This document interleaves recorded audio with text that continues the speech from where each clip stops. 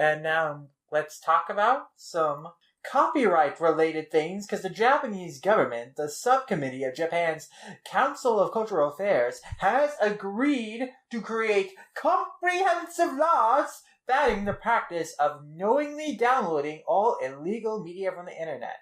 Now, immediately, you can see some problems with this, because that will restrict a lot of freedoms from a lot of people, but they have already announced that they had plans to propose laws and penal sentences against downloading manga, magazines, novels, essays, photographs, because current laws only punish the consumer of pirated media in cases where the media in question is music or video. So these proposed revisions expand the current laws. And so they delineated the scope of these revisions to say that downloading anime images, illustrated photographs that have been illegally posted to personal blogs and Twitter accounts would be illegal, as would be copying and pasting song lyrics. So the laws would not be limited to directly downloading the images themselves. Taking screenshots of illegally uploaded media would also be against the new laws. So the subcommittee has acknowledged difficulty enforcing these laws, as they would target acts that are part of many people's daily lives. So the meeting calls to limit enforcement to cases where the need is high to fend off piracy. These cases may include those where the entire manuscript is downloaded, where someone is guilty of repeated offenses, or when real harm is done to the copyright holder. The Agency Cultural Affairs is going to continue to narrow down requirements. And, of course, they're also going to target lead sites that aggregate and provide hyperlinks to pirated media. So they're proposing these revisions to the open session of the Japanese Diet, and if approved, these revisions could take effect next year at the earliest, and the penalty under these revisions could be up to 2 years prison time or 2 million yen, which is about $17,740 fine. So obviously, with these proposed copyright law reforms, there are immediately a whole lot of problems that you can see that violate what, in at least our Western culture, at least in the U.S., what we believe to be free use. So that would be usage of just images or music clips or stuff for transformative effect. So under these new laws, like, you couldn't be a YouTuber in Japan, or you couldn't use media clips. You couldn't use pictures from TV shows or manga at all. You can't take screenshots anymore. So, all those manga threads you do on Twitter, Colton, you can't do those in Japan because you can't take screenshots of media. So, obviously, people are like, wait a minute, this is problematic. A lot of manga creators are speaking up and saying, who asked for this? This is not what we want. And we say, we want to stop piracy because this can be taken to extremes. One such creator is Nogame Kantibo creator Tomoko Ninomiya, who posted a tweet saying, who asked for this? And then when another Twitter user responded and saying, hey, they've not defined specific terms, and Ninomiya is like, well, something so vague shouldn't pass because, again, this can be easily exploited. Like any behavior at all using media or things that you did not personally create can be punished and penalized, and that can be exploited to a very damaging degree.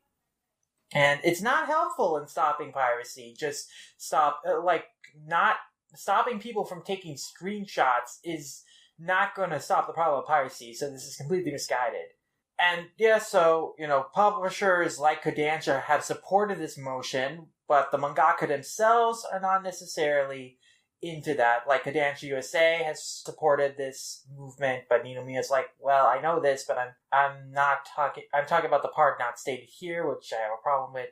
And then Kenga Atsumatsu, creator of Love Hina Negima, has also shared multiple articles on this subject and dissected the implications of the law, and he has stated that this law is going to make Japan into a country where it will be very easy to pester and bother people with the threat of being arrested, because you can't make memes anymore. Again, you won't have any free use ability under these new laws if they are passed.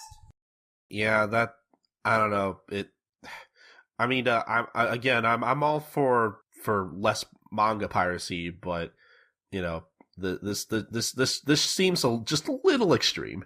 Yeah, as pointed out by the creator of Kaseto no Uta, Keiko Takemiya, if this law passes, I fear it will cause fan activities to wither, and the relationship between manga artists and their fans will diminish, because again, you can't share panels from the manga you like on Twitter anymore. You can't, like, post that to your fans, and, like, you can't have them, like, share stuff they like with their followers and then encourage people to, like, check out the series. All the great work Casey does in getting people to check out cool manga, like Delicious in Dungeon and Golden Kamuy and stuff.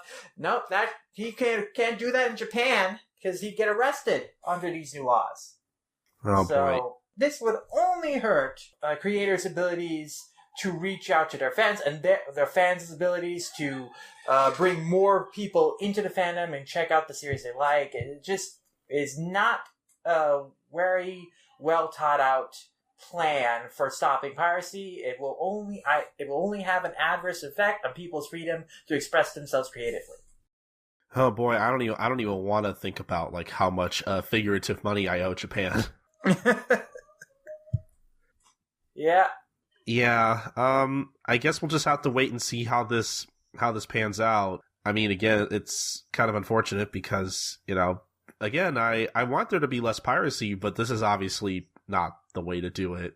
Nope, this is not tackling the problem of, like, entire works being uploaded illegally.